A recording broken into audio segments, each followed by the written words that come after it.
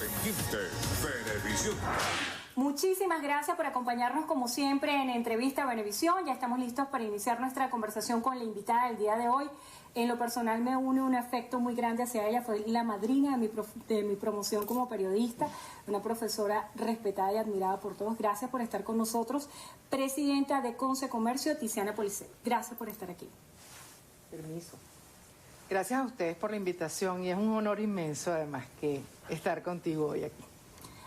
Un mes en Concecomercio y hemos visto que ha hecho mucho énfasis en este tiempo en la necesidad de que se suprima el esquema de 7+7, al menos para el sector comercial, por el impacto que esto ha tenido para la economía. ¿En qué fundamentan ustedes este planteamiento cuando estamos en medio de la pandemia y esto ha sido una estrategia del Ejecutivo para de alguna manera frenar el incremento de casos de coronavirus en el país? Podemos entender la intención de frenarlo, pero si en algo estamos convencidos, no solamente nosotros, sino es la evidencia que nos demuestran lo que ha ocurrido en otros países, es que la propagación no ocurre generalmente en los comercios, no ocurre en los lugares de prestación de servicios, porque son sitios donde generalmente todos estamos en estado de alerta. Mantenemos la distancia, no nos quitamos el tapaboca. La propagación ocurre cuando bajamos la guardia, y la guardia generalmente la bajamos en reuniones familiares, en reuniones sociales, donde sentimos cierta tranquilidad y tendemos a bajar la guardia, a reducir la distancia, etcétera. Entonces hemos sido enfáticos en que primero no somos la causa de propagación y segundo en que es tan importante mantener la vida como los medios de vida. Tenemos muchos meses en una situación intermitente y el consumidor fundamentalmente es el que exige de nosotros continuidad en lo que requiere tanto del comercio como de los servicios y por supuesto de nuestra parte requerimos la continuidad para hacer sostenibles nuestros negocios. En cuanto a las medidas de bioseguridad, ¿los comercios están preparados para atender al público? Lo hicimos desde un principio, de hecho Concecomercio al inicio de la pandemia apoyó a través de muchas actividades, foros, asesoría, etcétera, y cada cámara en cada región contribuyó de alguna manera a transmitir todo lo que eran justamente los protocolos de bioseguridad. Y hemos podido observar que se han mantenido, se mantienen en la mayor parte de los establecimientos. Por lo tanto, somos enfáticos en solicitar la posibilidad de que sea restablecido un servicio continuo. Voy a tomar como referencia las estimaciones que hace la Cámara Venezolana de Centros Comerciales, que dicen que la desocupación por cierre de comercios está entre el 12 y el 15% a nivel nacional, aunque hay regiones más afectadas que otras. En este sentido, la informalidad de la economía, ¿cuál es el impacto que tiene, sobre todo para el tema de recaudación de impuestos, en virtud de que muchas tiendas físicas han cerrado y están haciendo ventas online? Sí, hemos observado dos fenómenos. El primero de ellos, que los informales se les está dificultando mucho pasar a la formalidad, por muchas razones. Trámites engorrosos, demoras en los procedimientos, impuestos elevados, muy elevados. Y por supuesto estamos observando otro fenómeno que nos preocupa tanto como el primero, que es la migración de los negocios formales a la informalidad. Cuando esto ocurre, lo primero que tenemos que preguntarnos es cuáles son las razones, porque el informal no quiere serlo y eso hay que tenerlo claro. Usted habla con cualquier informal y le va a decir que su sueño es formalizarse, porque es la manera de proteger su marca, es la manera de tener acceso a crédito. Hay muchas razones, además un tema de orgullo inclusive, ¿no? La gente quiere ser formal. Cuando migra a la informalidad o cuando no se logra formalizar es porque hay toda una serie de elementos que se lo impiden. Consideremos que para establecer un negocio, las estadísticas y quienes miden eso en el mundo consideran que en Venezuela se requieren 230 días y en Chile 7. Entonces hay una diferencia importante en los números de días que se requieren para formalizar un negocio, para poder registrar un negocio como tal. Y luego está el elemento de los impuestos, que como señala, en algunas regiones es mucho más preocupante que otras. Vemos, por ejemplo, en el estado Zulia hay municipios donde el incremento por concepto de impuestos municipales, que era del 0,3, ahora está en el 3%. Eso representa más del 1000% de incremento. Y ellos, y muchos de los comercios, cierran cuando su poca utilidad se la comen los impuestos municipales. Entonces, evidentemente eso no hace posible que un negocio se sostenga por la vía formal. Y esa es la razón por la que es importante revisar los trámites y entendemos que se está haciendo.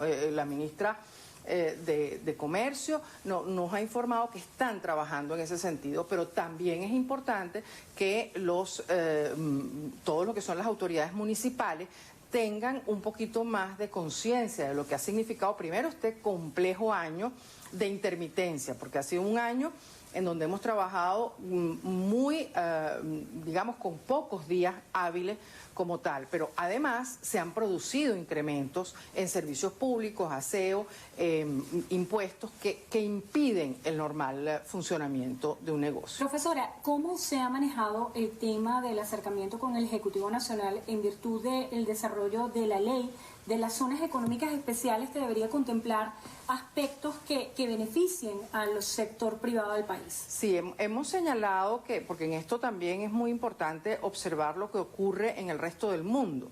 Las zonas económicas especiales que han fracasado en el mundo han fracasado fundamentalmente por 3 razones. La primera de ellas es cuando su implementación es por razones políticas y no económicas. La segunda, cuando hay fallas y problemas en los servicios públicos.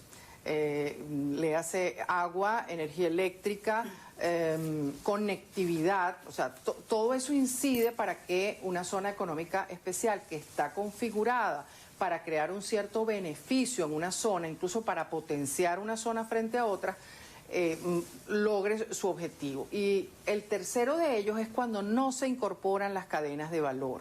Entonces, una zona económica especial tiene que tener en cuenta lo que se produce en el país, la mano de obra local. Cuando todo eso se armoniza, la zona económica especial pudiera tener éxito. Entonces hemos señalado estos 3 aspectos porque nos parece importante de considerar a la hora de esa promoción. Hay un aspecto importante que es el tema de los servicios públicos y usted ha hecho un acento particular cuando hace el caso de Caracas funciona de manera diferente al resto del país. ¿Cuáles pudieran ser las observaciones para optimizar los servicios públicos en el interior del país? Agua, electricidad. Evidentemente hay que hacer inversión y muchas de esos servicios están únicamente en manos del Estado. Entonces, evidentemente es su responsabilidad atender y dar respuesta en cuanto a la mejora. Y cuando han estado, y aquellos servicios que están en manos de privados, también es importante que se respeten todo lo que son los procesos de licitación, que se respete la vigilancia de que la empresa privada esté cumpliendo su función adecuadamente. Me refiero concretamente al tema del aseo urbano, que ha sido un problema en muchos municipios del país, porque se han incrementado notablemente los costos. Las empresas, insisto, en un año tan complejo como este, tienen que enfrentar además muchos incrementos, que en otros países se han dado ciertos beneficios, se han dado ciertas posibilidades. Por ejemplo, en muchos países no se procesan las multas por pagos extemporáneos. Entonces, porque se admite que fue un año complejo, incluso para efectuar el pago como tal. Entonces nosotros le hemos incluso solicitado que se estudien esa posibilidad. Hemos pedido una audiencia con la directiva del CENIAT para hacerle el planteamiento de una manera más formal, porque es importante que por lo menos se le dé cierto beneficio. Nosotros no estamos diciendo que no vamos a pagar, lo que estamos solicitando es cierta flexibilidad. No olvidemos que ni el consumidor ni el comerciante tiene acceso a crédito en este momento. Antes, cuando tenías que pagar tributos y de pronto el flujo de caja no lo soportaba, tú acudías al crédito y en este momento no lo puedes hacer. Entonces, tenemos muchas limitaciones en ese sentido. La gasolina y el gasoil, los insumos básicos para el funcionamiento de cualquier sector industrial, ¿cómo se ha manejado y de qué manera piensan ustedes hacer planteamientos al Ejecutivo Nacional en este sentido? Sí, así como lo hemos hecho en otros sectores, creemos que, como por ejemplo el de la vacunación, que también hemos señalado que estamos dispuestos como sector privado a colaborar con que la vacunación se acelere al máximo para justamente poder retomar todas las actividades. Nosotros, digamos, hemos solicitado incluso que se abra a la privatización con todos los mecanismos de transparencia necesarios para justamente solucionar este problema. Una unidad de transporte fuera de Caracas puede estar hasta 6 días en una cola para abastecerse de combustible. Eso incide en sus costos, eso incide incluso en el hecho de que algunos transportistas prefieren no utilizar sus unidades de transporte, no solamente por lo que implica los traslados. Se estima que hay cerca de 58 alcabalas entre San Cristóbal y Caracas. Si a eso le sumamos en tiempo lo que demora en poderse abastecer de combustible, vemos que trabajar es un poco complejo en este momento. El restablecimiento de la conectividad, tanto en lo local como en lo internacional, ¿de qué manera lo plantean? ¿Qué vislumbran en este sentido para que se restablezcan los vuelos nacionales y bajo qué esquema lo están presentando ustedes la propuesta? Consideramos una prioridad, de hecho también eso lo conversamos, la necesidad de reactivar todos los vuelos tal como los veníamos teniendo, también incluso manteniendo las normas y el protocolo de bioseguridad necesario a la hora de viajar. Pero esto es muy importante porque hay sectores que están particularmente más deprimidos que otros. El priorizado, que es alimentos y medicamentos, probablemente ha podido seguir funcionando de manera continua, pero pensemos en que justamente el que mencionábamos, los centros comerciales, todo lo que es la cultura, la recreación y algo muy importante. Es imperativo que nosotros iniciemos las clases en octubre de manera combinada, por lo menos, de que podamos comenzar, digamos, ese proceso en el área de educación donde se prive también la presencia. Hay procesos educativos que es necesario que sean presenciales y tenemos más de un año sin poderlos hacer. Entonces, digamos, es importante acelerar la vacunación, que además se nos permita esa reactivación, porque es importantísimo. Lo de los vuelos sería un elemento muy importante, incluso para comenzar la reactivación de sectores, por ejemplo, en el caso del estado Nueva Esparta, por el turismo, por el flujo comercial, por el flujo de personas. El sector turismo es un sector que requiere... Sabemos que el rebote va a ser importante, porque ya las estadísticas en el mundo dicen que va a haber una necesidad de esa recreación, de retomar ese tiempo necesario para ese esparcimiento, pero es necesario también que tengamos cómo llegarle, ¿no? Cómo poder tener acceso a eso. Se nos está agotando el tiempo. Para finalizar, ¿cuál sería el desafío más importante al cual enfrenta al asumir esta responsabilidad en Consecomercio? Yo creo que el fortalecimiento del sector, el que logremos justamente superar esto entre todos.